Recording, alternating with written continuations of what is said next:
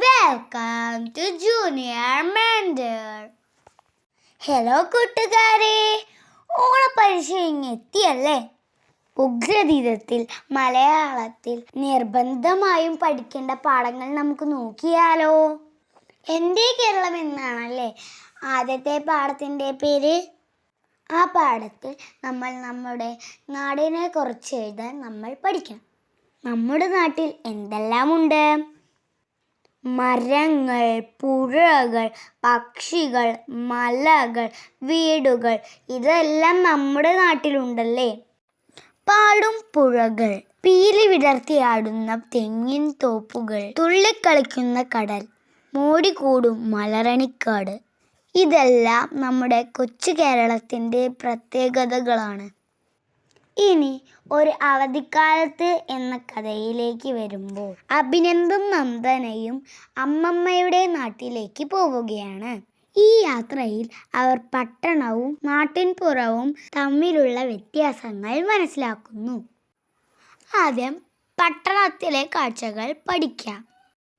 വീതിയേറിയ road, തലങ്ങും വിലങ്ങും വാഹനങ്ങൾ, കൂറ്റൻ കെട്ടിടങ്ങൾ, കാൽനടക്കാരുടെയും വാഹനങ്ങളുടെയും ബഹളം.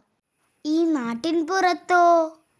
വീതി കുറഞ്ഞ റോഡ്, ധാരാളം മരങ്ങൾ, കൊച്ചു കൊച്ചു വീടുകൾ, പച്ചവിരിച്ച പാടങ്ങൾ, കളകളമുഴുകുന്ന തോട്, തെങ്ങിൻ തോപ്പുകൾ.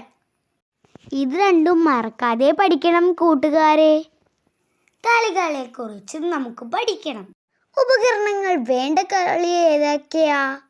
കുട്ടിയും കോലും, ചെസ്, പാമ്പും കോണിയും, മാണിക്യച്ചെമ്പഴുക്ക, ക്രിക്കറ്റ്, ഇവയെല്ലാം ഉപകരണങ്ങൾ വേണ്ട കളികളാണ്.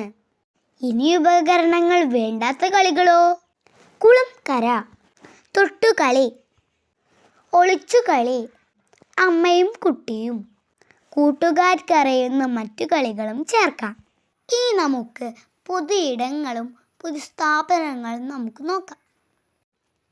പാർക്ക്, കടൽ തീരം, മൈതാനം, കുളം, ഇവയാണ് പൊതു ഇടങ്ങൾ.